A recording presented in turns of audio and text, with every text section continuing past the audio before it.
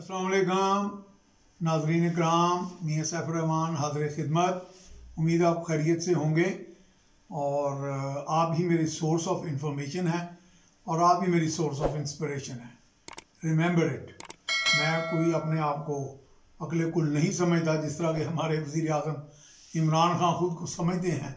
आज उन्होंने एक और बयान बम्बार्ड किया है, तोप में से दाग दिया है कि जी PDM ख़त्म, अब कोई फ़िक्र की बात नहीं। और वो भले आदमी, हम शरीफ आदमी जो हमारे वज़ीर आज़म हैं, चीफ एग्जेक्टिव हैं इस रियासत के, इस मुल्क पाकिस्तान के, वो कह रहे हैं कोई फ़िक्र की बात ही नहीं। और मैं ये बात तो आज से तो वो नहीं कह रहे, जब से वो मुंतखब हो के इस ओहदे पर विराजमान हुए हैं वो कह रहे हैं कोई फ़िक्र की बात नहीं। जबकि पूरी की पूरी कौम, या पूरी ना सी तो आधी से ज़्यादा कौम कह रही बड़ी फ़िक्र की बात है। तो ये फ़िक्र और ज़रूरत से ज़ायद बेफिक्री जो है, इसके दरमियान लोग कहाँ जाए, किसकी तरफ देखें? जिसका इंतखाब करते हैं वो ऊपर आके हाकिम बन जाते हैं, दावा वो अवाम के खादिम होने का करते हैं। तो ये मेरा ख्याल ज़रूरत से ज़ायद खुद एतमादी किसी क्रिकेट के मैदान में तो शायद चल जाती हो, या किसी ड्रामे में चल जाती हो, या कभी माजी में जब लीडर्स बड़े बड़े मुश्किलात से दो चार होते थे और उन मुश्किलात को अबूर करने के लिए वो एक कॉन्फिडेंस के साथ आगे बढ़ते थे। तो लेकिन ये था कि उनके साथ हिकमत अमली होती थी। अगर आप किसी जंगजू की स्टोरी देखें, कोई मंगोल खान, तुगरल या कोई भी, तो वो बाकायदा पूरा निज़ाम जो था वज़ा किया होता था। अगर फ़र्द वाहिद भी कहीं किसी चीज़ से नबर्द आजमा होता था तो उसका एक जासूसी का निज़ाम होता था, सुराग रसानी का होता था, उसके लोग भाग दौड़ करते थे, वो नक्शा एक ड्रॉ करते थे कि कहाँ से निकलना है और कहाँ हमने जाना है, कहाँ दुश्मन ज़्यादा हैं, कहाँ क्या रुकावटें हैं, उन रुकावटों को अबूर करने की क्या हिकमत अमली होगी, वसाइल कहाँ से आपने यकजा करने हैं, और वसाइल अगर कम है तो वो कैसे करने हैं। तो यहाँ पे तो सिर्फ खाली खुद एतमादी, वो मेरा ख्याल है कि लोग ये बाय नहीं कर रही है खुद एतमादी जो है कि कोई फिक्र की बात नहीं। अब PDM वो कल को वो किसी और बात में कहेंगे, लोग कहेंगे जी आपने बिजली महंगी कर देंगे, कोई फिक्र की बात नहीं। आप जी पेट्रोल महंगा हो गया जी, कोई फिक्र की बात नहीं। तो कोई फिक्र की बात नहीं उनका मॉडल ऑफ गवर्नेंस है। बात तो ये है, ये कहना कौम को कि मायूस ना हो, दुश्वारियाँ जो हैं वो आती हैं कौमों की ज़िंदगी में, वो उसमें तो किसी को शायद कोई एतराज़ नहीं कि जी हमें दुश्वारियों से निकालने के लिए हमारा लीडर हौसला दिला रहा है। लेकिन लोगों को हौसला नहीं मिल रहा। लोग समझ रहे हैं कि हौसला किस बात का, जो ये 2 सालों में देख लिया है कि जी वो माजी की तिजोरियाँ खाली थी, फलां था, ये आज ये कुछ हो रहा है, माजी में ये नहीं हुआ, फलां नहीं हुआ, हम कसूरवार नहीं हैं। तो मेरा ख्याल है ये जो हम डिफेंसिव में रहेंगे सारी ज़िंदगी, लोगों को भी हम यही बताएंगे मेरा ख्याल है कि पाकिस्तान से अगर कोई गरीब आदमी बाहर चला जाएगा, उसे कहा जाएगा कि आपकी पसमानदगी की क्या वजह है, तो वहाँ भी आप कहेंगे जी हम तो इसके ज़िम्मेदार नहीं हैं, इसका तो अमेरिका ज़िम्मेदार है। अगर आपको कोई नज़ला ज़ुकाम खांसी हो गई, उसका अमेरिका ज़िम्मेदार है या नवाज शरीफ ज़िम्मेदार है, क्योंकि इमरान खान की हुकूमत है, इसमें तो किसी के ऊपर कोई जवाल आ ही नहीं सकता। तो ये लाजवाल गवर्नेंस, ओवर कॉन्फिडेंस पर मबनी गवर्नेंस जो है भाईजान, ये एक कोई अच्छा मॉडल नहीं है। लोगों को शामिल करें अपने साथ, और ये जो है कि आप एक कॉन्फिडेंस अगर दे भी दें लोगों को, तो साथ उनको एक मंसूबा दें, एक ऐसा प्लान दें कि जनाब हम इस तरह आगे बढ़ रहे हैं आपकी शराकत से, और आपको हम ये माहौल देंगे और आपने फिर आगे बढ़ना है, और कदम ब कदम साथ हुकूमत आपके चलेगी। और ये मुश्किलात हैं हमने इन पर काबू पा लिया या काबू पा रहे हैं। तो अभी तक तो बस सुहाने ख्वाब ही दिखाई जा रहे हैं, और जिसमें कोई उम्मीद जो है वो मेरा ख्याल है अब हसरत और यास में ना उम्मीदी में बदलती जा रही है। तो मेरा ख्याल है ये वक्त है कि इसमें हम ये कह देना कि बस ही हूँ गलियाँ हो जान सूंजियाँ के बिच इमरान यार फिरे, कि PDM साहिबा जो है वो तो उनकी वजह वो तो अब भाग गई, ख़त्म हो गई और शराधा बिगड़ गई। तो जनाब बात यह है कि PDM जो है उसमें इख्तलाफ हो सकता है, दरारें पड़ सकती हैं, दरारें डाली भी जा सकती हैं। ज़ाहिर है इतनी 11 जमातों में, चलो अगर 11 को छोड़ दें तो 2-3 बड़ी जमातें हैं और ग्रुप्स हैं, अगर उनके अपने अपने एजेंडाज, अपनी अपनी सोचें, अपना अपना तर्ज अमल, तर्ज फ़िक्र वो मुनफरद भी है, और कभी कभी वो आपस में टकराव का भी रहा। पीपल्स पार्टी के अपने स्टेक्स हैं, सिंध की गवर्नमेंट है उनके पास, वो भी तहरीक एतमाद की बात करते हैं। मरियम नवाज कहती हैं कि नंबर दिखाएंगे किस तरह ये कामयाब होगी। अगर ये नाकाम होगी तो पार्लिमानी तरीका तो होगा, यानी कि एक अपोजिशन के पास, लेकिन उससे जो बददिली नीचे तक जाएगी वो कामयाबी नहीं होगी। तो ये सारी चीज़ें इसमें मैं यही कहूँगा, जो मेरा एनालिसिस है, और कुछ और दोस्त भी जो सीनियर हैं वो भी ये कह रहे हैं कि मुश्किलात तो आती रहती हैं। अगर पीडीएम का शिराजा बिखर जाता है तो पीडीएम को आप एक 11 जमाती इत्तेहाद ना समझें, आप उसको एक अपनी जो ओवर कॉन्फिडेंस के साथ जो आपने निज़ाम हुकूमत वज़ा किया है उसके मुखालिफ एक आवाज़ समझें।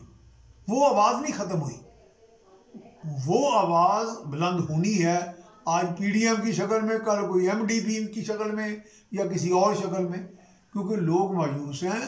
लोग तब्दीली चाहते थे, तब्दीली कोई नहीं आई। आज देखिए खबर आ गई कि जी अब जो मेंबरान पार्लियामेंट और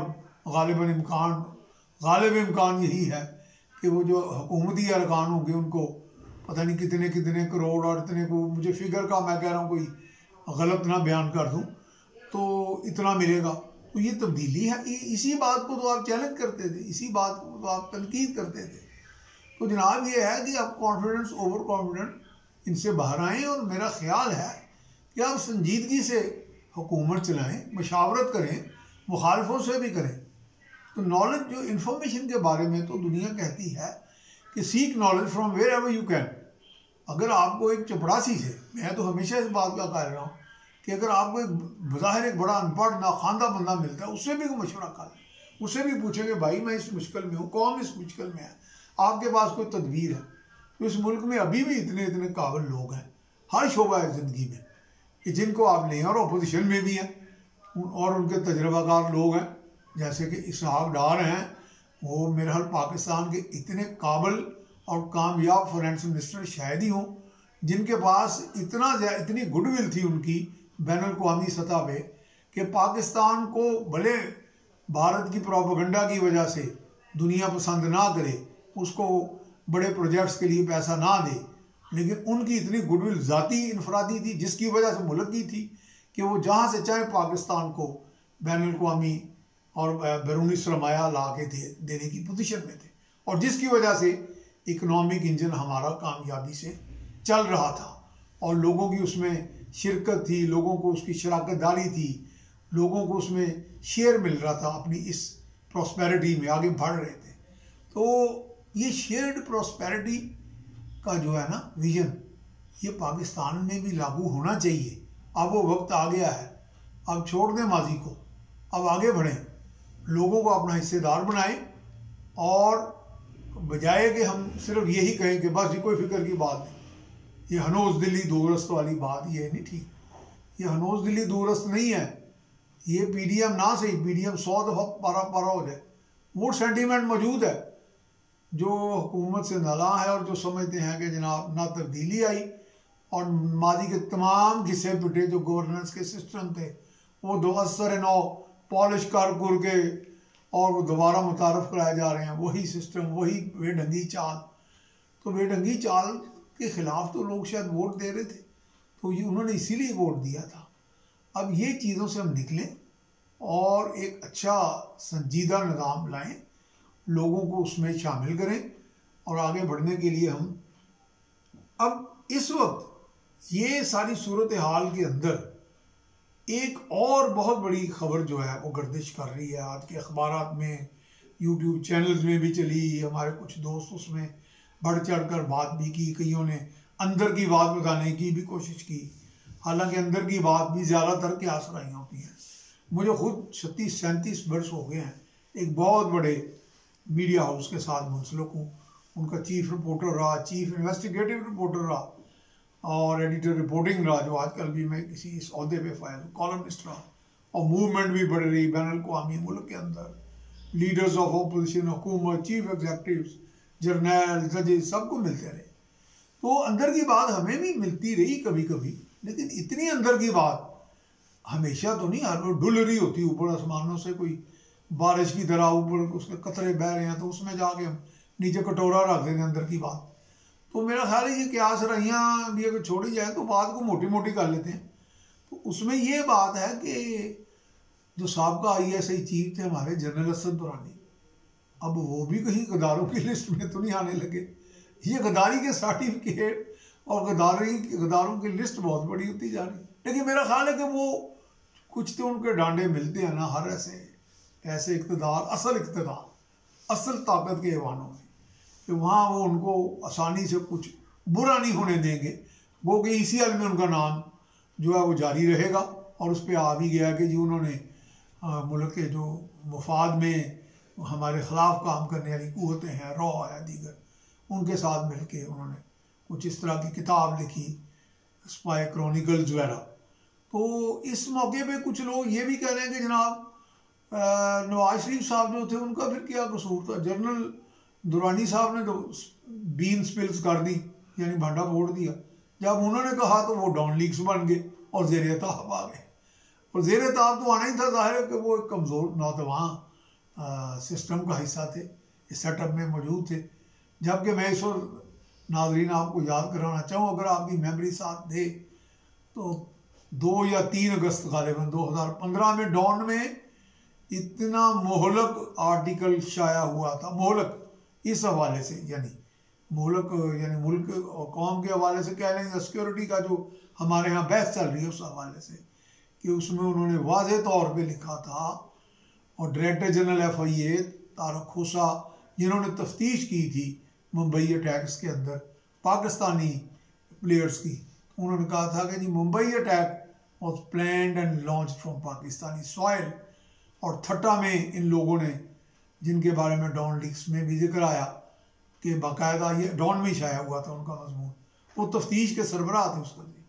और उन्होंने कहा कि ये थट्टा में सिंध में इनको तरबियत दी गई, वहीं से समंदर में इनको लॉन्च किया गया। तो उन्होंने कहा था कि पाकिस्तान और भारत दोनों को अपनी गलतियों से सीखना चाहिए, ये वक्त अब आ गया है।